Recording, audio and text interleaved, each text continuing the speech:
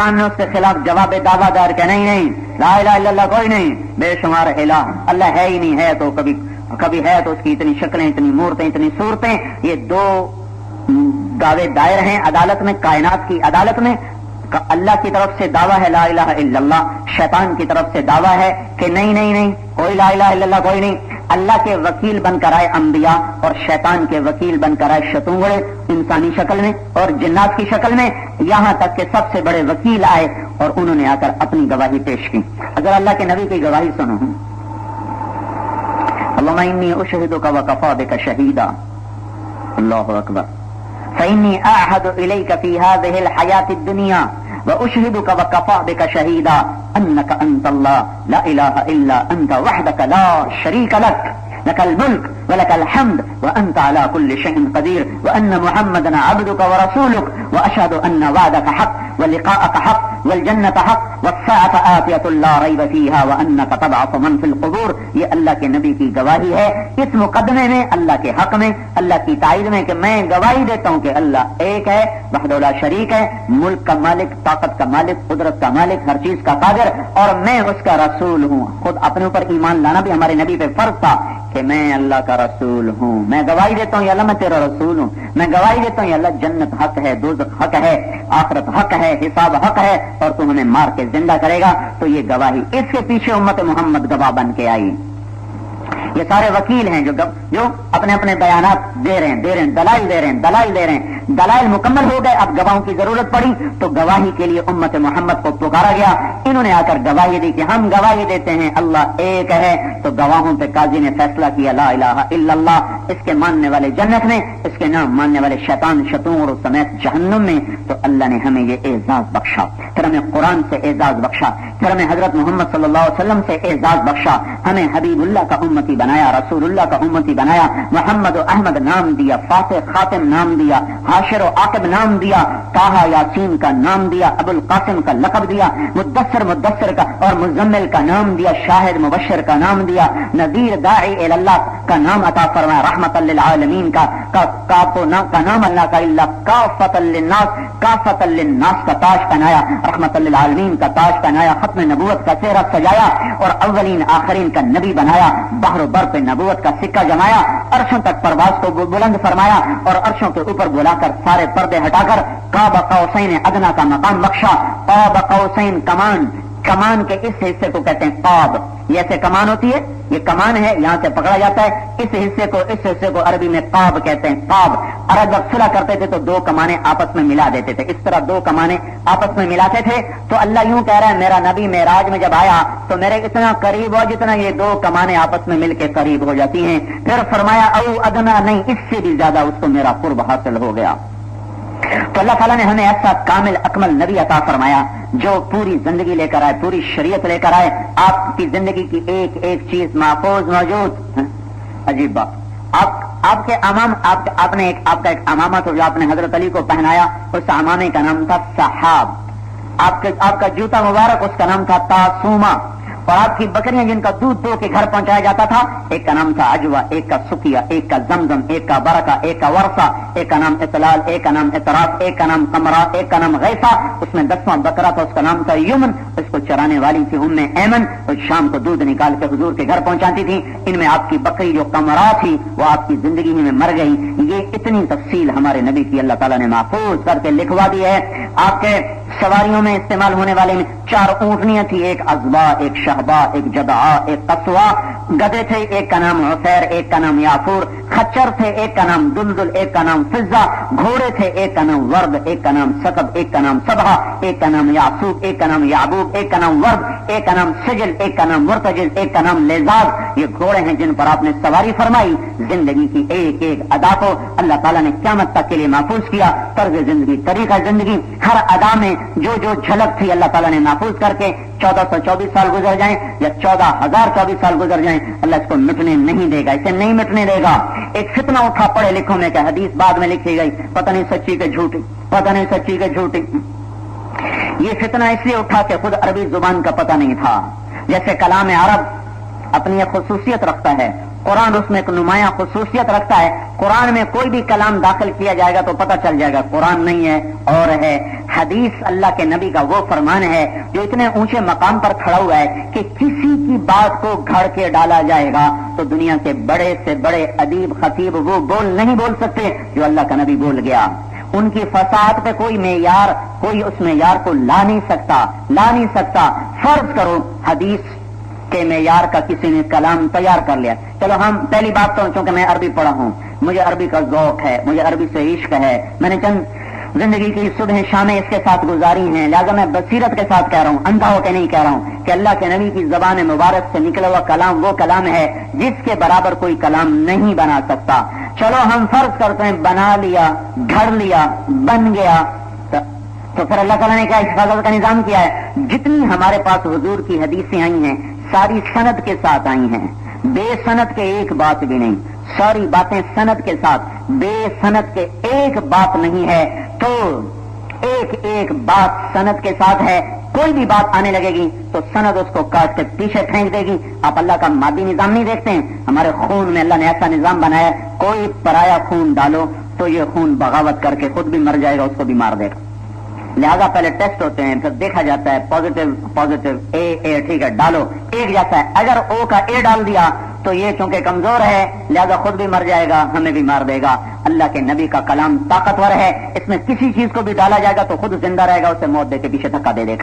جس اللہ نے خون کو اتنا محفوظ کیا کہ اللہ تعالیٰ نے اس کے گرد ایک حصار قائم کر دیا, اس میں غیر خون نہیں آ سکتا. اللہ کے نبی کے کلام پر خود اللہ کا حصار قائم ہے, اس میں کوئی غیر کلام داخل ہو نہیں سکتا.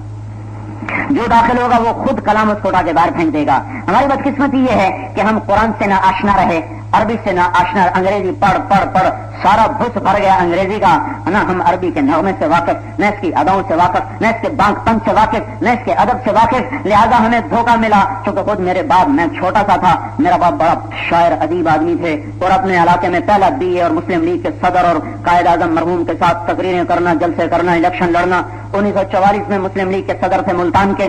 تو وہ بڑا پڑھے لکھے فاضل آدمی تھے, لیکن نہ کسی کی صحبت نہ علم. وہ پرویز کی کتابیں ہاتھ میں لگی, یوں پٹڑی سے اترے, بالکل ہی حدیث کا انکار کر دیا. یہ ہمارے بہت بچپن کا زمانہ ہے. پھر اللہ تعالیٰ نے بعد میں آنکھیں کھولی آہستہ آہستہ, پھر وہ رخ پر آئے. جب ہم شعور میں آئے تو وہ توبہ کر چکے تھے, واپس آ چکے تھے, پتہ نہیں ہمارا کیا حشر ہوتا. تو چونکہ میں نے اپنے گھر میں اس آفت کو دیکھا ہے, اپنی آنکھوں سے اپنے گھر میں دیکھا ہے, تو میں یہ بتا رہا ہوں کہ یہ فتنہ اس لیے آیا کہ ہم عربی زبان سے نہ آشنا ہیں, عرب بول سے نہ آشنا ہیں. اللہ کا نبی کس معیار پہ بول رہا ہے یہ کوئی معیار بنا نہیں سکتا.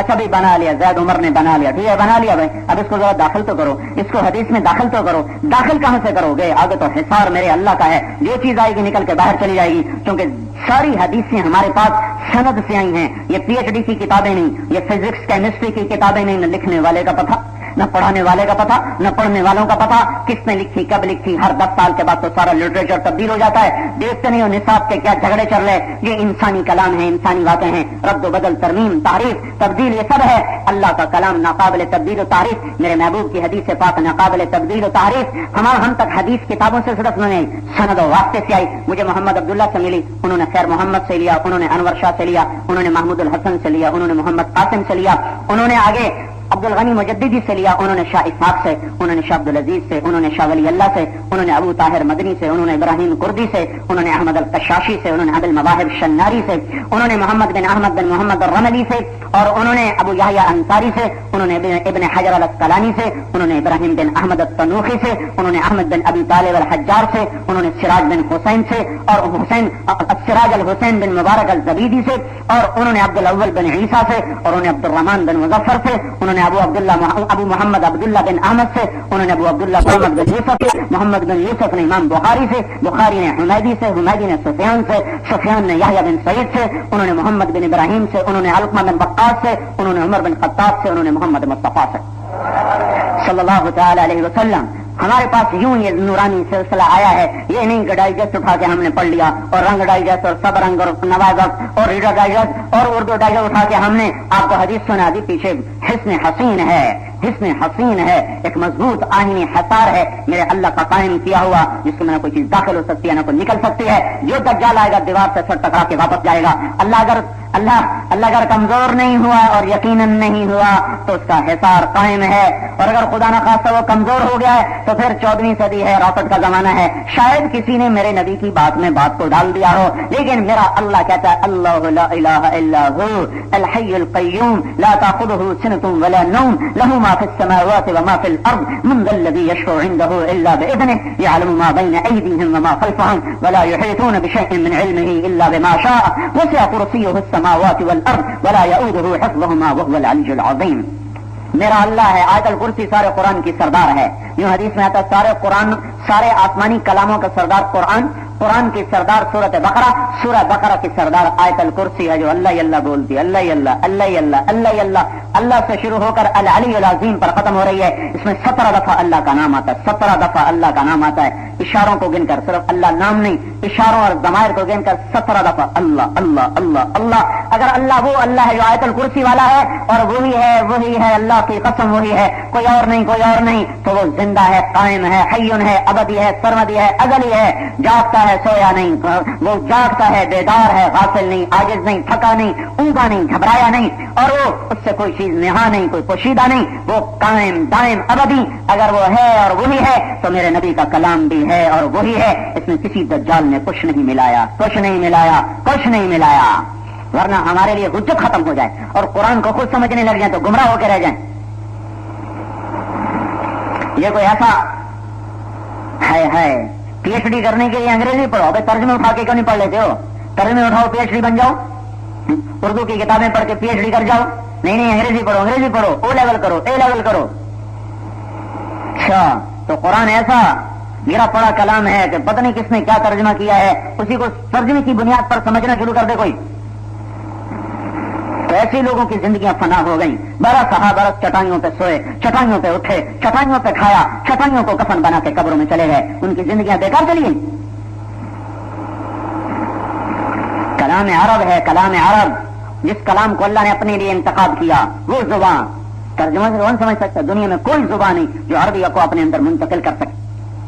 حضرت محمد صلی اللہ علیہ وسلم کامل اکمل شریعت لے کر آئے. یہ آپ کا روحانی سلسلہ نسب ہے، آپ کا نسبی اور باپ دادے کا سلسلہ نسب پیچھے آدم علیہ السلام تک جاتا ہے، وہ بھی محفوظ ہے. محمد بن عبداللہ بن عبد المطلب بن ہاشم بن عبد مناف بن قصی بن کلاب بن مرہ بن کعب بن لوی بن غالب بن فہر بن مالک بن نضر بن کنانہ بن خزیمہ بن مدرکہ بن الیاس بن مزر بن نزار بن معاذ بن عدنان بن عد بن حمیصہ بن سلامان بن عوس بن بوز بن قموال بن ابی بن عوام بن ناشد بن حزاب بن بلداس بن یدلاف بن طابق بن جاہم بن ناحش بن ماخی بن عیسی بن عبقر بن عبید بن الدعاء بن حمدان بن سمبر بن یثربی بن یحزن بن یلہن بن ارعوا بن عیزی بن زیشان بن عیسر بن اقناد بن ایہام بن مقصر بن ناحس بن زارہ بن سمی بن مزی بن عوض بن عرام بن قیدار بن اسماعیل بن ابراہیم بن آذر بن ناقور بن سروج بن رعو بن سائد بن عابر بن ارفقشاد بن سام بن نوح بن لامک بن متوشال بن ادریس بن یار بن ملہل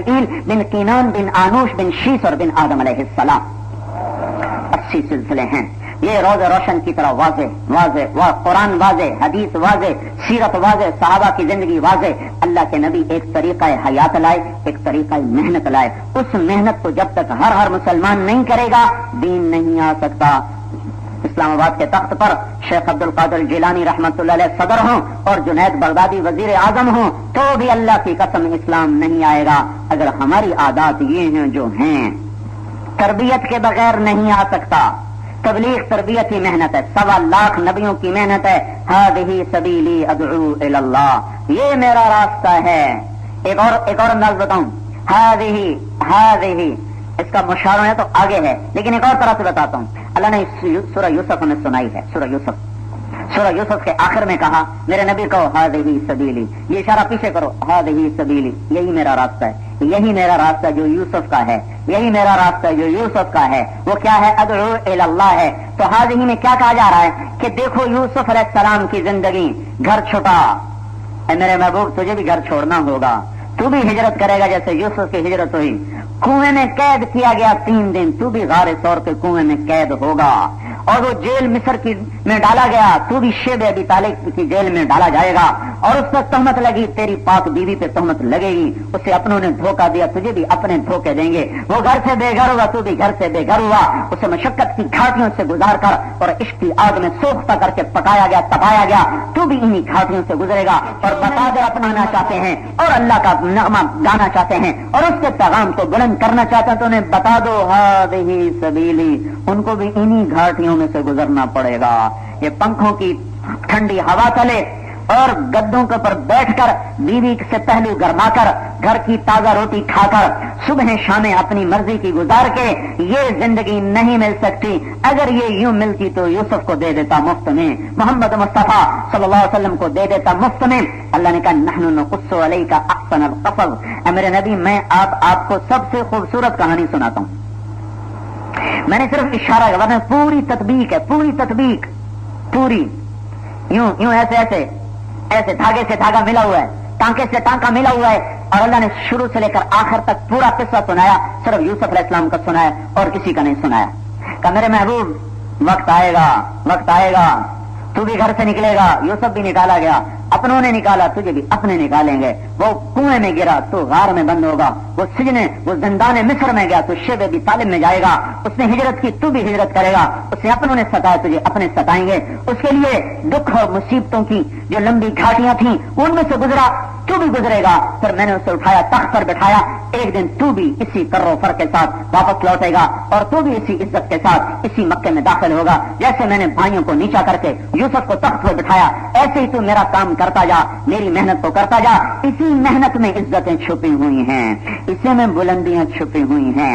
یوسف علیہ السلام مکے سے گھر سے نکلے، آئے بھائیوں نے جب دھکا دیا نا کنویں میں تو منڈیر پکڑ لیا، دونوں نے اوپر سے تلوار کا قبضہ مارا، تو یوں مارا، کبھی یہ ہاتھ چھوٹے کبھی اس سے پکڑیں، یہ چھوٹے اس سے پکڑیں، تو اس طرح تڑپتے تڑپتے آخر انگلیاں ساتھ چھوڑ گئیں، اور وہ جو نیچے گرے تو اللہ نے کہا لَتُنَبِّئَنَّهُم بِأَمْرِهِمْ هَٰذَا وَهُمْ لَا يَشْعُرُونَ، غم نہ کر، آج تو کنویں میں جا رہا، کل تو تخت پر ہوگا، یہ تیرے آگے غلام ہوں گے، تو عزت والا ہوگا، یہ نیچے ہوں گے، صبر کر۔ یہ آپ نے اس وقت بات کہی جب کوئی مان نہیں سکتا تھا کہ یہ کیسے ہوگا، یہ کیسے ہوگا۔ جب ہمارے نبی نے مکہ چھوڑا تو مکے پر نظر دوڑائی، یا مکہ ما اطیبک من بلد واحبک الی، ہائے مکہ تو مجھے کتنا پسندیدہ ہے، تو مجھے کتنا پیارا ہے، لولا ان قومی اخرجونی منک لما سکنت غیرکی، اگر میری قوم نہ نکالتی تو میں تجھے چھوڑ کے کبھی نہ جاتا۔ یہ جب درد بھری فریاد آپ کے منہ سے نکلی تو اللہ نے قرآن اتارا، ان الذی فرض علیک القرآن لرادک الی معاد لتنبئنہم بامرہم ھذا، وہی بات یہاں دہرائی آ رہی ہے۔ اللہ تعالیٰ نے کہا میرے محبوب جس نے تجھے قرآن کی دولت عطا فرمائی وہی تمہیں عنقریب مکے میں عزت سے واپس لائے گا۔ ابھی تو خوف سے جا رہا، کل کو تو فاتح ہو کے آئے گا، آج تو غار الثور میں چھپ رہا ہے، کل تیرے دشمن غاروں میں چھپیں گے، انتظار کر۔ 8 برس کی محنت ہوئی، دعوت کی فضا بنی، نقل و حرکت کی فضا بنی، ایمان کی فضا بنی، کیا ہوا 8 برس گزرے، وہی مکہ، وہی محمد مصطفیٰ صلی اللہ علیہ وسلم، وہی بلال، وہی صہیب، وہی ستائے ہوئے ابن مسعود، وہی مار کھائے ہوئے ابو ذر، یہ وہی ہیں وہی زبیر جن کو دھونیاں دی گئیں دھوئیں کی، یہ وہی ہیں۔ آج دیکھو کس شان سے مکے میں داخل ہو رہے ہیں۔ آپ نے ابو سفیان پکڑے گئے تھے تو آپ نے ان کو پہاڑ پہ کھڑا کیا، چچا عباس کو ساتھ کھڑا کیا، کہ دیکھو آج ان کو دکھاؤ اللہ کے لشکروں کو گزرتا ہوا۔ تو خالد بن ولید 1000 کا لشکر لے کر نکلے، جھنڈا ان کے ہاتھ میں تھا، انہوں نے ابو سفیان کو دیکھ کر کہا اللہ اکبر۔ تو ابو سفیان کہنے لگا یہ کون ہے؟ تو عباس کہنے لگے یہ خالد ہے۔ تو ابو سفیان حقارت سے کہنے لگا الغلام، وہ چھوکرا خالد، سرداری ہضم ہے وہ چھوکرا۔ پھر اس کے پیچھے زبیر ابن عوام گزرے 300 کا لشکر 500 کا لشکر لے کر، تو انہوں نے ابو سفیان کو دیکھ کے تکبیر پڑھی۔ تو ابو سفیان نے کہا یہ کون ہے؟ کہا یہ زبیر ہے۔ کہا اچھا تیری بہن کا بیٹا، ابن اخت صفیہ کا بیٹا؟ کہا ہاں یہ وہی ہے زبیر۔ اس کے پیچھے ابو ذر گزرے 300 کا لشکر لے کر، مار کھانے والے مکے کے حرم میں۔ کہا اللہ نے کہا یہ کون ہے؟ کہا یہ بنو غفار، ابو ذر کمالی والے غفار۔ پھر اس کے پیچھے بنو اسلم گزرے کے ہاتھ میں جھنڈا۔ کہا یہ کون ہے؟ انہوں نے کہا اللہ اکبر۔ کہا یہ کون ہے؟ کہا یہ بنو اسلم ہے۔ اس کے پیچھے بنو کعب گزرے، برادہ بن حسین کے ہاتھ میں جھنڈا، 500 کا لشکر۔ تو ان کا یہ کون ہے؟ کہ یہ بنو کعب ہیں، بنو کعب۔ اس کے پیچھے مزینہ گزرے، نعمان ابن مقرن مزنی کے ہاتھ میں جھنڈا، اور ان کا اللہ اکبر 1000 کا لشکر کا. یہ کون ہے؟ کہ یہ بنو مزینہ ہے. مزینہ اس کے پیچھے جوہینہ گزرے. معبد خالد بن معبد جوہنی کی ہاتھ میں جھنڈا 800 کا لشکر کا. اللہ اکبر. کہ یہ کون ہے؟ کہ یہ جوہینہ ہے. اس کے پیچھے بنو بکر گزرے ہاتھ میں جھنڈا. کہ یہ کون ہے؟ کہ یہ بنو بکر ہیں. کہ بہت چلے بنی بکر ہیں. بیڑا غرق ہو بنو بکر کا جنہوں نے ہمیں برباد کر دیا. اس کے پیچھے ایک پورا قصہ ہے. اب اس سے سنانے کا وقت نہیں. جو اس نے گالی دی نا بنو بکر کو, اس کے پیچھے ایک قصہ ہے. پھر اس کے پیچھے بنو لیس گزرے 250 کا لشکر. کہ یہ کون ہے؟ کہ یہ بنو لیس ہیں. وہ 200 تھے. بنو بکر 200, یہ 250 کا لشکر. اور جھنڈا صابر بن جسامہ کے ہاتھ میں. کہ اللہ اکبر. کہ یہ کون ہے؟ کہ یہ بنو لیس ہیں. اس کے پیچھے بنو اشجع گزرے. ماقل ابن سنان اشجعی کے ہاتھ میں جھنڈا 300 کا لشکر. کہ اللہ اکبر. کہ یہ کون ہے؟ کہ یہ بنو اشجع ہیں. 5000 کو 10 حصوں میں تقسیم کر کے جھنڈے دے کر روانہ کیا. پیچھے سے 5000 کا کٹھا دستہ انصار و مہاجرین کا آپ سے شانہ بشانہ دائیں بائیں. آپ کے دائیں طرف ابوبکر صدیق تھے اور آپ سے بائیں طرف اسعد عین کے ساتھ بن زرارہ انصاری صحابی. ادھر ابو بکر ادھر انصاری اسعد. اور آپ کی اونٹنی پر پیچھے اسامہ بن زید تھے اور عمر بن خطاب رضی اللہ تعالیٰ عنہ. وہ صفوں کو درست کرتے ہوئے چل رہے تھے. ان کی آواز میں کڑک تھی, بلندی تھی. تو ابو سفیان نے کہا یہ کیا آ گیا. تو کہنے لگے عباس یہ ھذا رسول اللہ بین المہاجرین والانصار. یہ اللہ کا رسول آ رہا ہے انصار و مہاجرین کے ساتھ. کہنے لگے یہ آواز کس کی ہے؟ کہنے لگے یہ عمر بن خطاب ہے. ابو سفیان کہنے لگا واہ یہ بنو عدی بھی بڑے اونچے ہو گئے. حضرت عمر کا خاندان چھوٹا تھا قریش میں بنو عدی. ارے واہ بنو عدی اتنے اونچے ہو گئے. پھر کہنے لگا عباس میں نے بڑے بڑے بادشاہ دیکھے پر تیرے بھتیجے جیسی بادشاہی کبھی نہیں دیکھی. تو حضرت عباس کہنے لگا ابو سفیان کب تیری کھوپڑی میں آئے گا؟ یہ بادشاہی نہیں ہے, نبوت ہے, نبوت. تو جب آپ مکے میں داخل ہو رہے ہیں تو آپ نبی بن کے داخل ہو, فاتح بن کے نہیں. کیسے داخل ہو رہے تھے؟ آپ کے پالان کا جو اوپر اٹھا ہوا سرا ہوتا ہے, آپ کی ٹھوڑی مبارک اس کے ساتھ ایسے لگی. بادشاہ یوں داخل ہوتے ہیں. ہمارا نبی داخل ہوا تو آپ ٹھوڑی مبارک یہاں تھے اور زبان پہ اپنی نفی تھی لا الہ الا اللہ وحدہ, ایک اکیلا میرا اللہ. نصر عبدہ, اسی نے اپنے بندے کی مدد کی. انجز وعدہ, آج وعدہ پورا کر دیا. لرادک الی معاد, تجھے مکے لاؤں گا غم نہ کر. یوسف تجھے کنویں سے نکال کے تخت پہ بٹھاؤں گا غم نہ کر. میرے محبوب تجھے مکے لاؤں گا. انجز وعدہ, وعدہ پورا کر دیا. وہزم الاحزاب وحدہ, اور آج اس نے لشکروں کو شکست دے دی اپنی نفی اور یوں ٹھوڑی لگی ہوئی. کبھی ایسے ابوبکر سے بات کریں, کبھی ایسے اسد بن زرارہ سے بات کریں. اور جھنڈا تھا حضرت سعد بن عبادہ کے پاس, وہ انصار کے بڑے سردار. جب وہ گزرے نا تو ابو سفیان کو دیکھ کر کہنے لگے اللہ اکبر الیوم یوم الملحمہ الیوم تستحل الحرمہ. ابو سفیان آج بڑا گرم دن ہے, آج خون بہے گا, آج مکے کی حرمت اٹھ جائے گی اور آج خون قریش کا بہے گا. تو ابو سفیان ساتھ کو تو پہچانتا تھا. وہ کہنے لگا ابو عباس یہ کیا کہہ رہا ہے, کیا آج خون بہے گا؟ اتنے میں حضور کی سواری گزری تو ابو سفیان نے آواز سے بلند کہا یا رسول اللہ الیوم یوم الملحمہ, کیا آج خون بہانے کا دن ہے؟ تو میرے آپ کے نبی نے کہا نہیں, الیوم یوم المرحمہ, آج رحم کھانے کا دن ہے. میں بادشاہ نہیں ہوں کہ بدلے لوں, میں نبی ہوں, معاف کرنے آیا ہوں. الیوم یوم المرحمہ, آج رحم کا دن ہے. تم کام کرو, عزتیں باندھی بن کے دروازوں پر دستک دیں گی. تم دنیا کو ٹھوکر مارو گے, وہ غلام بن کے دم ہلاتی پیچھے بھاگے گی. پیچھے بھاگو گے دنیا کے تو تمہیں دھکے دے کے ذلیل کر کے خور کر کے برباد کر دے گی. حضرت ابوبکر کہنے لگے یا رسول اللہ سعد بڑے غصے والے ہیں, کہیں ان کی تلوار تیزی نہ دکھا دے. آپ برائے مہربانی سعد سے جھنڈا واپس لے, آپ جھنڈا کسی اور کو دیں. تو ابوبکر کی رائے کا حضور ہمیشہ احترام فرماتے تھے. تو آپ نے اسی وقت آگے اپنے نبی کی حکمت دیکھو, آپ نے کسی اور کو نہیں کہا, آپ نے ان کے بیٹے کو بلایا قیس بن سعد کہ جاؤ اپنے ابا سے کہو جھنڈا مجھے دے دے. اب باپ بیٹے کو دیتے ہوئے نہیں گھبراتا, کسی اور کو دیتے تو ذرا دل کو تکلیف ہوتی, چاہے نبی کا حکم تھا دل میں تکلیف ضرور آتی. اپنے بیٹے کو دیتے ہوئے شفقت پدری کی وجہ سے یوں لگتا میرے ہی گھر میں جھنڈا ہے, باہر کوئی نہیں گیا. تو وہ تشریف لے گئے کہ ابا اللہ کے نبی فرما رہے ہیں جھنڈا مجھے دے دو. تو یہ کوئی سیاسی اعزاز نہ تھا, یہ کوئی ایم پی ایم این اے کی کرسی نہیں تھی, یہ نبی کا جھنڈا تھا. اس لیے ان کو حرص ہوا کہ میں کیوں ایسے دے دوں. کہنے گئے نہیں دیتا, جاؤ پہلے کوئی نشانی لے کر آؤ. تو وہ واپس گئے کہ یا رسول اللہ ابا نشانی مانگے. تو آپ نے ایسے اپنی پگڑی اتاری کہ جاؤ میری پگڑی پیش کرو. اس سے کہو کہ یہ ہے نشانی. اس نے اپنے کالی پگڑی باندھی ہوئی تھی کہ جاؤ میرے نبی سے میرے ساتھی سے کہو یہ ہے نشانی. تو وہ پگڑی لے کر آئے کہ ابا یہ ہے نشانی اللہ کے محبوب کی. اسی وقت سر جھکا دیا کہ مرحباً مرحباً سمن و طاعتن لرسول اللہ، میری جان قربان اللہ کے رسول کے فرمان پر، اور جھنڈا اپنے بیٹے کو پکڑا دیا. اور اللہ کا نبی صرف 8 برس کے بعد مکے کی وادی میں داخل ہوا. یوسف علیہ السلام کو تو 40 سال لگ گئے، 40 سال. اور اللہ نے صرف 8 برس کے بعد مکے کے تخت سے بٹھا دیا. اور آپ نے کہا ہاں بھائی آج کیا کروں گا تمہارے ساتھ، آج کیا کروں گا تمہارے ساتھ. تو سہیل ابن عمر بولے آپ سخی کے بیٹے، آپ اخلاق والے کے بیٹے، ہم تو آپ سے خیر کی تمنا کرتے ہیں. تو وہ یوسف کی کہانی دہرائی گئی.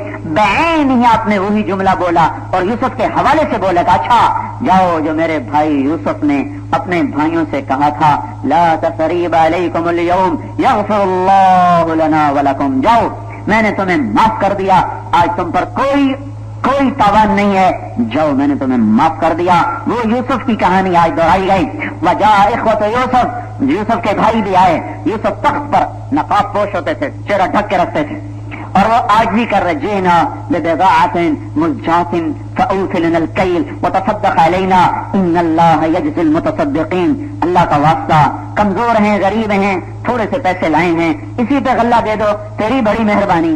جب بنیامین کو روک لیا تھا تو یعقوب علیہ السلام کو بڑا صدمہ ہوا، تو انہوں نے خط لکھا تھا یوسف کے نام. ان کو کیا پتا کہ آگے بیٹا بیٹھا ہوا ہے. خط ایسا درد بھرا تھا کہ یوسف علیہ السلام پھوٹ پھوٹ کے رو دی. کہا اے عزیز مصر، ہم نبی ہیں اور نبی چور نہیں ہوتے. ہم شروع سے آزمائش کی آگ میں جل رہے ہیں. میرے دادا کو آگ میں ڈالا گیا، میرے باپ کو چھری کے نیچے سے نکالا گیا، میرے بیٹے کو مجھ سے جدا ہوئے 4 دہائیاں گزر گئیں. اس کی محبت میں رو رو میری آنکھیں چلی گئیں. اب تو نے میرا ایک سہارا تھا اس کی یاد کا، تو نے وہ بھی مجھ سے چھین لیا. تیری بڑی مہربانی، میرا بیٹا مجھے واپس کر دے، ہم چور نہیں ہیں. یہ خط پڑھ کے یوسف جو روئے تو اللہ پاک نے حکم دے دیا اب اپنے آپ کو کھول دو. پہلے اللہ کا ہی حکم تھا، بتانا نہیں چپ، اب کا کھولو. اب بھائی آئے، جناب کچھ صدقہ، کچھ خیرات. تو ایسے نقاب اٹھایا اور اتنی محبت بھرے الفاظ سے فرمایا هل علمتم، سبحان اللہ، کیا نبی کے اخلاق. هل علمتم کا مطلب یہ ہے کہ تمہیں کچھ پتہ ہی کوئی نہیں. ان کو ایسا اپنے اوپر ہونے والے ظلم ایسے ہلکے کر کے کہے هل علمتم. پہلا جملہ ہی ایسا حسین، هل علمتم ما فعلتم بیوسف واخیہ، تمہیں تو پتہ ہی نہیں ہوگا نا تم سے اذ انتم جاہلون. پہلا اور آخری ایسا لفظ بولے کہ بیچ کی 40 سال کی ساری زیادتیوں کو اس میں گم کر دے. یہی نبی کے اخلاق ہوتے ہیں. جو گالی دینے والے کو دعا دینا سیکھ لیتا ہے اسے دنیا کی کوئی طاقت نیچا نہیں کر سکتی. جو معاف کرنا سیکھ لیتا ہے اسے دنیا کی کوئی طاقت اونچا ہونے سے نہیں روک سکتی. جو جھکنا سیکھ لیتا ہے اسے کوئی دنیا کی طاقت اٹھنے سے نہیں روک سکتی. جو برائی سے اچھا کرنا سیکھ لیتا ہے اسے دنیا کی کوئی طاقت عزتوں سے نہیں روک سکتی. ہمارے نصیب پھوٹے جو ہم گالی کے بدلے میں گالی، برائی کے بدلے میں برائی، برائی کے بدلے میں 10 گنا برائی، گالی کے بدلے میں 10 گالیاں، تھپڑ کے بدلے میں گولی. ہم برباد ہوئے کہ ہم انتقامی معاشرہ بن گئے، ہمیں معاف کرنا بھول گیا. نقاب اٹھایا هل علمتم ما فعلتم بیوسف واخیہ اذ انتم جاہلون. پہلے ویسے مسکین بنے کھڑے تھے، جب چہرے کی جھلک پڑی ایسے چکا چوند آنکھیں ہوئی، پھٹی آنکھوں سے دیکھا، ایک دم سب کے منہ سے حیرت اور خوف. مطلب میں قربان جاؤں اپنے مولا، اپنے رب پر. ایک جملے میں کیا کیا کہانیاں سمو دی، کیا کیا انداز.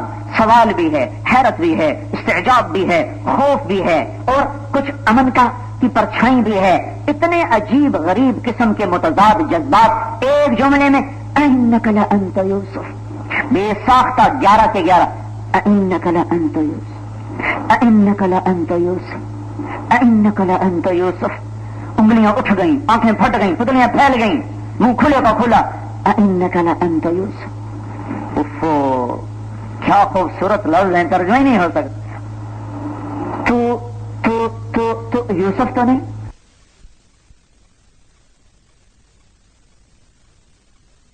تو یوسف تو نہیں، تو یوسف تو نہیں. انا یوسف وہذا اخی، انا یوسف وہذا اخی قد من اللہ علینا انہ من یتق ویصبر فان اللہ لا یضیع اجر المحسنین. یہ سارے قرآن کا خلاصہ ہے. یہ جملہ جو صبر اور تقوی کو ساتھی بنا لیتا ہے اللہ کبھی اسے ضائع نہیں کرتا. آج میرا نبی واپس آ رہا ہے. ہذہ سبیلی، سمجھو، ہذہ سبیلی، کہو میرا بھی وہی راستہ ہے جو یوسف کا راستہ تھا.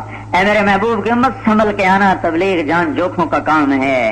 لیکن اس کے پیچھے اللہ جو مل جائے گا تو پھر پیچھے کیا رہ گیا؟ جب اللہ ہی مل گیا تو سب کچھ مل گیا، اللہ نہ ملا تو کچھ نہ ملا۔ صرف اللہ نہیں ملے گا، اللہ دنیا بھی قدموں میں زیر کر کے لائے گا، دنیا میں ٹھوکریں کھاتی تمہارے قدموں میں آئے گی۔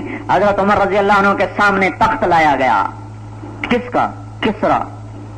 خسرو پرویز کا۔ کتنا لمبا تھا بھائی؟ کتنا چوڑا تھا؟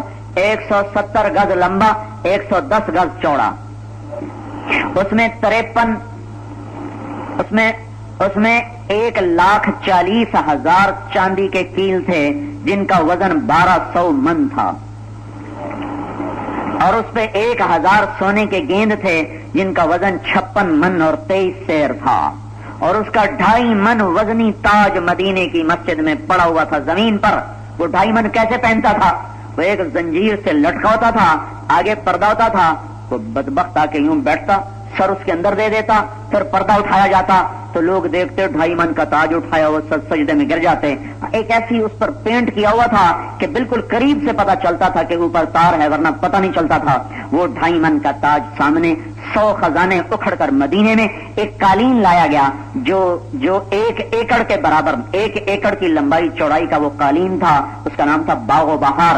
سونے چاندی کی تاروں سے بنایا گیا تھا، ریشم پخراج سے بنایا گیا تھا، موتی جواہرات سے سجایا گیا تھا۔ اس کا ایک بالش، لوگوں نے کہا اس کو یادگار کے طور پہ رکھ لیا جائے۔ حضرت علی نے فرمایا یہ عیاشی کی یادگار ہے، اسے ٹکڑے ٹکڑے کر دیا جائے، تو اسے ٹکڑے کیا گیا۔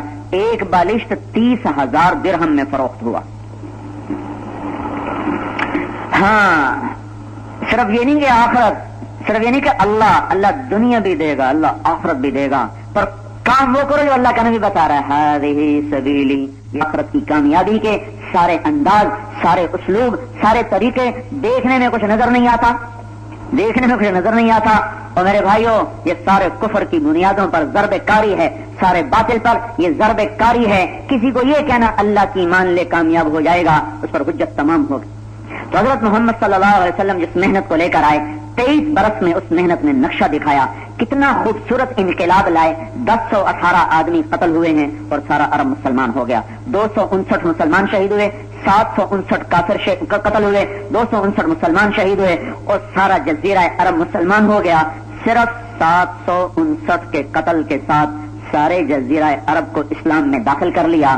یہ وہ خوبصورت محنت تھی اللہ کے محبوب کی۔ جنگیں جو عظیم ہوئی ہے پہلی 1914 میں، اس میں 75 لاکھ اور 35,000 آدمی قتل ہوا، اور جو دوسری جنگ عظیم ہوئی 40 سے 44 تک، اس میں 1 کروڑ آدمی قتل ہوا، جو گنا گیا، جو گنے نہیں گئے پتہ ہی نہیں کتنے، 1 کروڑ آدمی۔ اور جو سرخ انقلاب آیا 1917 سے لے کر 1917 میں لینن نے کامیابی حاصل کی، 1953 میں اسٹالن مرا ہے، تو 1917 سے 1953 تک 1 کروڑ آدمی ذبح کر دیا گیا اس سرخ انقلاب کے لیے۔ اور میرا نبی انقلاب لایا 1018 کے لیے، 1018 دے کر سارے دنیا کا رخ پھیر کے رکھ دیا۔ عرب کے وحشیوں کو رضی اللہ عنہ کا سرٹیفکیٹ اللہ سے دلوا دیا کہ اللہ تعالیٰ نے کہہ دیا کلن وعد اللہ الحسنى۔ تو میرے بھائیو، یہ تبلیغ وہ محنت ہے، اس میں سب سے پہلی چیز ایمان کا سیکھنا ہے۔ ایمان ایک ایسی دولت ہے جو میں آپ کے اندر اتار نہیں سکتا، میں اپنے بچوں کے اندر نہیں اتار سکتا، میں گھر بیٹھے خود نہیں لے سکتا۔ ایمان میں چمک دمک پیدا ہو، یہ پہلی محنت ہے ایمان کا بنانا۔ ایمان بنے گا تو 3 نشانیاں آئیں گی، 3 نشانیاں۔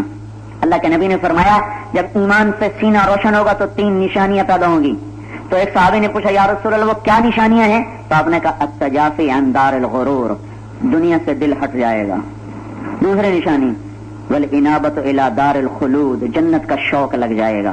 تیسری نشانی والاستعداد للموت قبل النزول، موت کا غم سوار ہو جائے، مرنے کی تیاری کا فکر سوار ہو جائے گا۔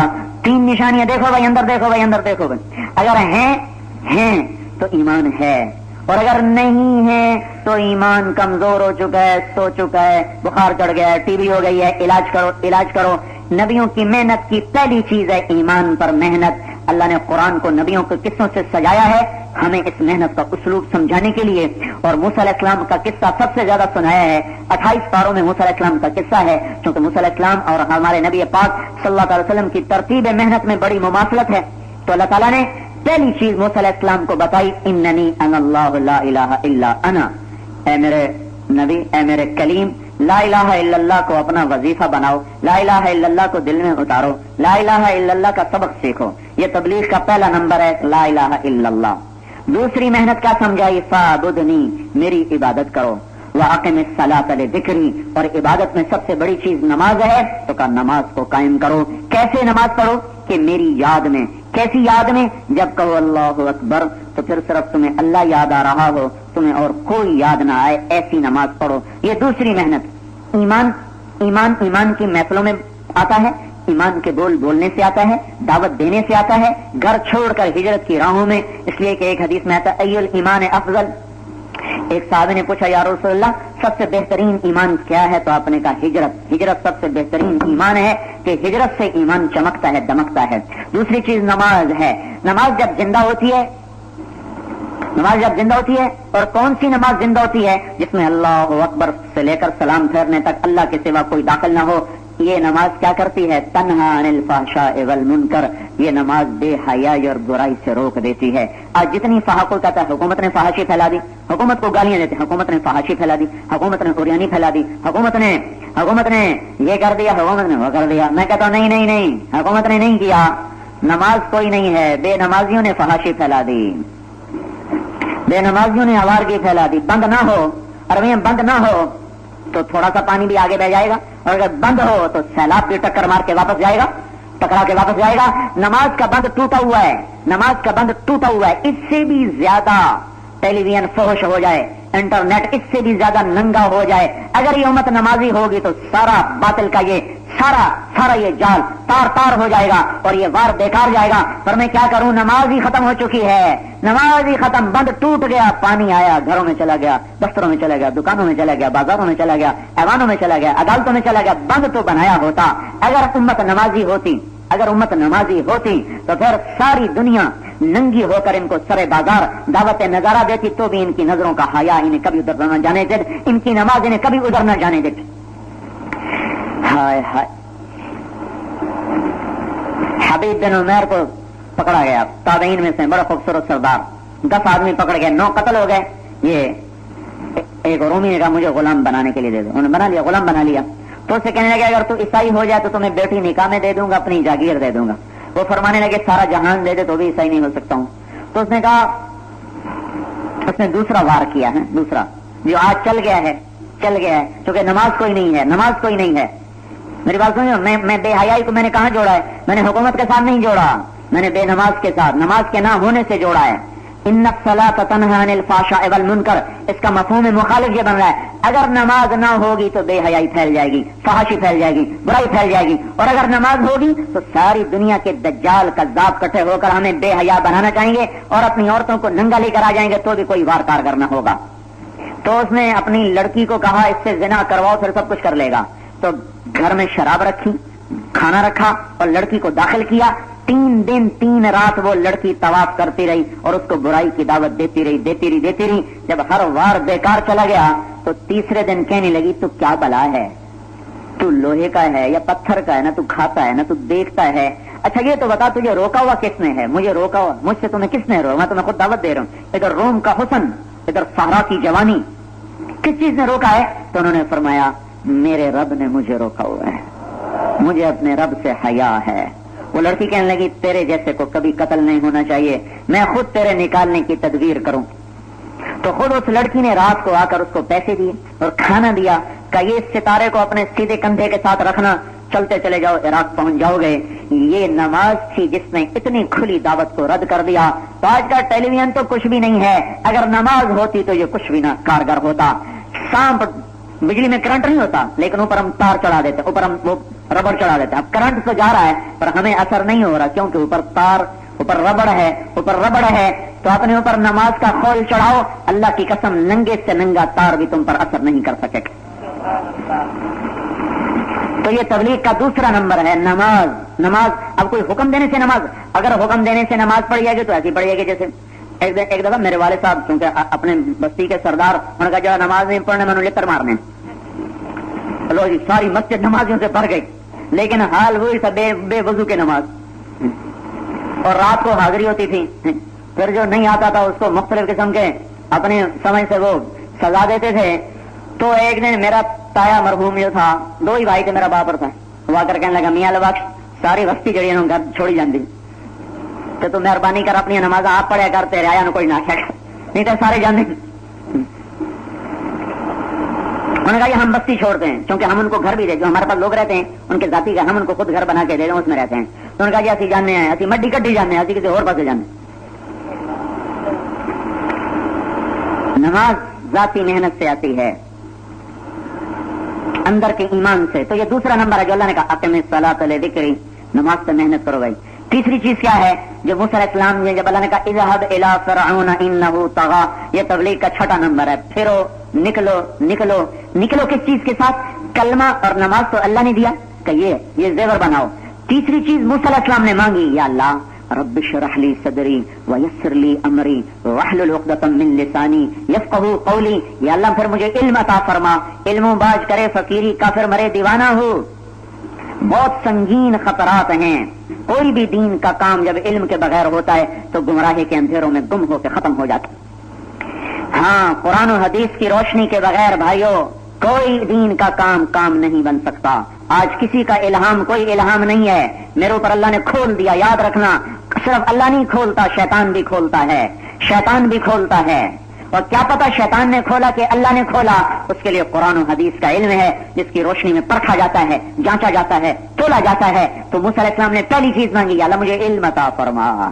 مجھے علم تو دے جس سے میں سفر کر سکوں. علم کی حیثیت ماں کی ہے. ماں کی علم کی حیثیت اصل کی ہے. علم نہیں ہے تو تبلیغ نہیں ہے. علم نہیں ہے تو مدرسہ بھی نہیں ہے. علم نہیں ہے تو معاشرت نہیں ہے. علم نہیں ہے تو سیاست نہیں ہے. تجارت نہیں ہے. اخلاق نہیں ہے. دنیا کا کوئی کام علم کے بغیر نہیں ہو سکتا. اور علم بذات خود اپنی ذات سے قائم ہے کیونکہ یہ اللہ کی صفت ہے. کہ رب اشرح لی صدری اللہ علم تو عطا فرما. میرا سینہ تو کھول. میرے بھائی کو ساتھی تو بنا. کیوں کہ نسبحک کثیرا ونذکرک کثیرا. ہم تیرا ذکر کریں تو یہ یاد کریں. ایک بات کریں ایک تسبیح پڑھیں. ایک اور بات بھی مانگی کہ اللہ اس کو وہ تقریر اچھی کر لیتا ہے. وہ بیان اچھا کر لیتا ہے. اس سے پتا چلا کہ یہ بھی اللہ کی ایک دی ہوئی نعمت ہے. اور تقریروں سے کچھ نہیں ہوتا. یہ جو ہمارے بیچارے چونکہ ہمارے تبلیغ میں تو ہر قسم کا مجمع ہے. کتابوں سے دین نہیں پھیلتا. لچھے دار تقریروں سے دین نہیں پھیلتا. تو کس سے پھیلتا کوئی بتاؤ تو. نہ کتابوں سے پھیلتا ہے نہ تقریروں سے پھیلتا. تو کس سے پھیلتا ہے پھر؟ الٹے سیدھی باتوں سے دین پھیلتا. ہیر رانجے کی کتابوں سے دین پھیلتا ہے. بخاری شریف نہ ہوتی تو دین ہوتا. قرآن نہ ہوتا تو دین ہوتا. مسلم نہ ہوتی. نسائی نہ ہوتی. ابن ماجہ نہ ہوتی. اور ابو داؤد کی کتابیں نہ ہوتی. ابن حبان نہ ہوتا. موطئ نہ ہوتی تو دین ہوتا. کتاب نہ ہوتی تو ہم گمراہ ہو جاتے. دعائیں دو ان کو جو چٹائیوں پہ بیٹھ کے ساری رات دیے کے لو میں بیٹھ کر کتابیں لکھتے لکھتے مر گئے. اور آج ہم تک ان کا علم موجود زندہ سلامت تابندہ. تو اللہ تعالیٰ کہ اللہ وہ بات اچھی کرتا ہے. لیکن ایک بات بھی میں بتاؤں اللہ کو بھی تو پتا تھا کہ بات ہارون اچھی کرتا ہے. پھر نبی موسیٰ کو کیوں بنایا؟ ان کی تو زبان میں لکنت اور وہ بڑے فصیح و بلیغ. تو اللہ شروع سے ہارون کو نبی بناتا تاکہ یہ مسئلہ ہی نہ پیش آتا. تو اللہ تعالیٰ نے یہ بات سمجھائی ہے کہ یہ سبب ہے بنیاد نہیں ہے. یہ سبب ہے بنیاد نہیں ہے. سبب کا بھی انکار کرنا نادانی اور جہالت ہے. اللہ نے جس کی زبان میں لکنت تھی کہ تو میرا کلیم تو میرا رسول. تو یہ بات سمجھائی کہ ہمارا انتخاب ہے. اس کے اور اسباب ہیں. کیا کیا اسباب تھے جو موسیٰ علیہ السلام میں تھے ہارون علیہ السلام میں نہ تھے تو اللہ ہی جانتا ہے. لیکن جب انہوں نے کہا ہارون میرا ساتھی بنا دے تو اس سے پتا چلا کہ سلیقے سے بات کرنا ایک سبب ہے بنیاد نہیں سبب ہے. اور سبب کا انکار تو نادانی ہے. اسباب کی دنیا ہے. اسباب کی رعایت کر کے چلنا ہے تو نہ بالکل انکار ہے نہ اس پہ بنیاد ہے. وکان بین ذلک قواما اس کے درمیان میں چلنا یہ عقل مندی دانش مندی اور دانائی کی بات ہے. تو انہوں نے کہا اللہ وہ بات اچھی کرتا ہے اسے میرا ساتھی بنا دے. ہم دونوں مل کے جائیں گے. جب اللہ نے کہا چلو میں نے ساتھی بنا دیا تیرا سینہ کھول دیا تو اللہ تعالیٰ نے چوتھی بات عطا فرمائی وہ ہے قولا لہ قولا لینا لعلہ یتذکر او یخشی. دیکھو موسیٰ ہارون بات اچھے اخلاق سے نرمی سے کرنا نرمی سے بات کرنا. یہ چوتھا نمبر ہے تبلیغ کا. اکرام مسلم محبت اخلاق مودت حسن اخلاق اس کی الگ مشق کرنا. یہ چار بنیادیں ہیں جس پر یہ تبلیغ کے کام چلتا ہے. جس پر انسانیت کو ہدایت ملتی ہے. اخلاق سیکھنا علم کو حاصل کرنا عبادات کو قائم کرنا ایمانیات کو قائم کرنا. اب ان میں سے کوئی ایک چیز بھی ایسی نہیں جو میں چھو کروں اور ہو جائے یا میں کہوں بن جا اور وہ بن جائے. اخلاق سیکھنے پڑتے ہیں. بلکہ ایمان تو بنیاد ہے. اس کے بعد جتنے اعمال ہیں ان میں سب سے مشکل عمل اچھے اخلاق ہے. کیونکہ اچھے اخلاق 24 گھنٹے کی ڈیمانڈ ہے. نماز 1.5-2 گھنٹے کی ڈیمانڈ ہے. روزہ مہینے میں 30 دن اور سال میں صرف 30 دن. مہینے کے 30 دن ہے، سال میں صرف ایک دفعہ 30 دن کی ڈیمانڈ ہے. زکوٰۃ مالداروں سے مطالبہ ہے سال میں ایک دفعہ، حج زندگی میں ایک دفعہ مطالبہ ہے. اخلاق کا مطالبہ 24 گھنٹے ہے. رفتار ٹھیک کرو. تو اس کا مطالبہ بڑا مشکل ہے کیونکہ اس میں اپنے آپ سے لڑنا پڑتا ہے، اور آدمی اوروں سے تو لڑ لیتا ہے، اپنے آپ سے لڑنا مشکل ہوتا ہے. اس لیے اللہ کے نبی نے قیمت بڑھا دی. مشکل کام کی تنخواہ بڑھا دی جاتی ہے تو میرے نبی نے قیمت بڑھائی. آپ نے کہا جو اپنے اخلاق اچھے کر لے میں ضامن ہوں جنت الفردوس میں گھر لے کے دوں گا. پھر آپ نے فرمایا ایک آدمی ساری رات تہجد پڑھے، 1 منٹ نہ سوئے، ساری زندگی روزے رکھے، ایک دن میں افطار نہ کرے، ایسے زندگی گزار دے 70 سال 60 سال. ایسے تو 1 سال گزارنا ناممکن ہے، مشکل ہے، لیکن ہمارے نبی نے کہا جو ایسی عبادت لے کر آئے گا کہ رات کی تہجد، ایک پل کا سونا نہیں، دن کے روزے، ایک دن کا افطار نہیں ہے، تو میری خوشخبری سنو اچھے اخلاق والے کا درجہ اس سے بھی اونچا ہوگا. کیونکہ اخلاق میں آدمی پس کے رہ جاتے، ٹوٹے ٹوٹے ہو جاتے، ٹکڑے ٹکڑے ہو جاتے. زبان کے نشتر اندر اندر اندر میں اتر کر اسے پارا پارا کر دیتے ہیں، پھر بھی مسکرانا، پھر بھی گلے لگانا، او ہو بڑا مشکل کام ہے. میں نے دیکھا، اپنے نفس سے کہو ساری رات قرآن پڑھو، کہے گا تیار پڑھوں گا. اسی سے کہو وہ جس نے تمہیں گالی دی تھی نا، اس کو ذرا ایک سلام تو کر دو، کہے گا ایک قرآن اور پڑھا لے، سلام میں کوئی نہیں کرنا. ایک قرآن اور پڑھا لے، سلام میں کوئی نہیں کرنا. پیدل حج کرنے کو تیار، بالکل تیار. پڑوس میں بیمار ہو گیا ہے آدمی، پر اس کو گالیاں بھی دیتا ہے، اس کے ساتھ برائی بھی کرتا ہے، اور کہتا اس کو تو پوچھنے چلا جا، اور تیرے پچھلی گلی میں ہے، کہے گا ایک حج اور کرا لا، انہوں پوچھنے میں کوئی نہیں جاؤں. بہت گراں ہیں اچھے اخلاق طبیعت پر، اس لیے لیکن ان کا معاوضہ بڑھا دیا. تو بھائی تبلیغ کی محنت یہ کوئی صرف بستر اٹھا کے جانے کا نام نہیں، یہ مرکز بنانے کا نام نہیں، یہ سارے اس کے اسباب، وسائل، ذرائع ہیں. تبلیغ ایک جہد ہے جس میں ایمان کو سیکھنا، عبادات کو سیکھنا، اخلاق کو سیکھنا، علم کو سیکھنا. پھر یہ ساری محنت تب محنت بنے گی جب اس میں اللہ کی رضا کا جذبہ ہوگا. وہ بھی موسیٰ کے علیہ السلام کے قصے میں ہے، جب اللہ تعالیٰ نے سب کچھ کر کے بلایا کہ آؤ تورات دوں، تو دوڑ کے آئے. تو اللہ نے پوچھا دوڑے کیوں ہو؟ کہلے تاربا تاکہ تو خوش ہو جائے، تو راضی ہو جائے. تو میری دوڑ، میری بھاگ، میرا بول، میری نشست، میری برخاست، میری خلوت، میری جرت، میرا قیام، میرا قعود، میرا روزہ، میری تبلیغ، اس سب میں کیا چاہتا ہوں میں؟ یہ اللہ تو راضی ہو جائے. پھر تو یہ دین ہے. اور اگر اس سے میں عزت اور دولت اور شہرت اور وجاہت کا طلبگار ہوں، پھر یہ سب کچھ دنیا بن جائے گا. پھر ریاکاروں سے جہنم میں ایسی بدبو اٹھے گی کہ زانیوں میں بھی وہ بدبو نہیں ہوگی جو ریاکاروں میں بدبو ہوگی. اور کہیں گے تم کیا بلا ہو، تم کیا بلا ہو، تم کیا مصیبت ہو، تمہارے آنے سے ہم پہلے دکھی اور دکھی ہو گئے. اور ہائے ہائے ہائے، ان کے ساتھ وہ ہوگا جو کسی کے ساتھ نہیں ہوگا، جو دین کی شکل میں دنیا کماتے رہے. اللہ کہے گا آؤ بھائی ان کو جنت میں لے جاؤ. وہ بڑے خوش کو جا رہے. جب جنت کے دروازے پر پہنچیں گے اور جنت کو دیکھ لیں گے اور کہیں گے بس آگے منزل، اللہ کہے گا واپس ڈالو جہنم میں. او ہو ان سب سے زیادہ حسرت ان کو ہوگی. کہیں گے میرے مولا دوزخ میں ڈالنا تھا تو جنت دکھائی کیوں؟ نہ دکھاتا تو ہمیں صبر ہوتا، دکھا کے ہمیں کیوں تم نے دوزخ میں ڈالا؟ اللہ کہیں گے میرے ساتھ ساری زندگی دھوکہ کرتے رہے، تو میرے نام پر اپنی دنیا کمائی، میرے دین کی شکل میں تم نے دنیا کو کمایا، تم ساری زندگی مجھ سے دھوکہ کرتے رہے، تمہاری یہی سزا ہے کہ تمہیں جنت دکھا کے میں جہنم میں ڈالوں. آپ نے ایک بدو سے اونٹ کا، گھوڑے کا سودا کیا، وہ سودے سے پھر گیا. تو آپ نے کہا اللہ کے بندے سودے سے پھرتا ہے؟ کہنے کا نہیں یہ سودا ہوا ہی نہیں ایسے. آپ نے کہا ہوا ہے؟ وہ کہنے کا کوئی نہیں ہوا. آپ نے کہا ہوا ہے؟ وہ کہنے کا گواہ پیش کرو. تو اس وقت صرف آپ 2 تھے، بدو اور آپ، تیسرا آدمی کوئی نہیں تھا. اب سارے اللہ کے بندے تجھے شرم نہیں آتی؟ تو اللہ کے نبی سے گواہ مانگتا ہے. اب چونکہ موقع پہ کوئی ہے نہیں تو ایک دم ایک صحابی بولے خزیمہ بن ثابت، یا رسول اللہ میں گواہی دیتا ہوں آپ نے یہ سودا ایسے ہی کیا ہے. صاحب نے کہا تو تھا ہی نہیں تو گواہی کیسے دیتا ہے؟ کہنے کے یا رسول اللہ آپ آسمان کی خبر سناتے ہیں، ہم کہتے ہیں آپ نے سچ کہا، تو آپ کی گھوڑے کی خبر کو میں سچا کیوں نہ کہوں گا؟ گھوڑا تو میرے سامنے ہے، آپ سچ کہہ رہے ہیں یہی ہے. تو آپ نے خوش ہو کر فرمایا آج کے بعد خزیمہ جہاں گواہی دے گا یہ اکیلا 2 کے برابر ہوگا.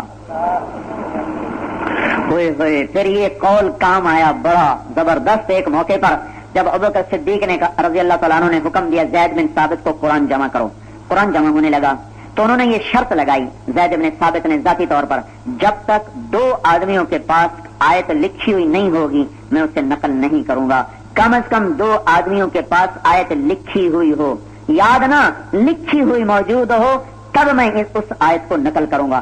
سارا قرآن 2 سے زیادہ کے پاس مل گیا. ایک آیت ہے سورۃ توبہ کی آخری لقد جاءکم رسول من انفسکم عزیز علیہ ما عنتم حریص علیکم بالمؤمنین رؤوف الرحیم فإن تولوا فقل حسبی اللہ لا الہ الا هو علیہ توکلت وهو رب العرش العظیم. یہ آیت صرف خزیمہ کے پاس تھی اور کسی کے پاس نہ تھی. تو جب انہوں نے پیش کی تو انہوں نے کہا میں تیری یہ آیت قبول نہیں کرتا. کہنے کیوں؟ فرمایا کسی کے پاس نہیں سوائے تیرے. تو فرمانے لگے تو میرے بارے میں جانتا نہیں میں کون ہوں؟ اور میں 1-2 کے برابر ہوں. اللہ کے نبی نے کہا نہیں تھا خزیمہ کی گواہی 2 کے برابر ہو؟ بالکل بالکل ٹھیک ہے ٹھیک ہے ٹھیک ہے. فوراً اس آیت کو لے کر قرآن کا حصہ بنایا.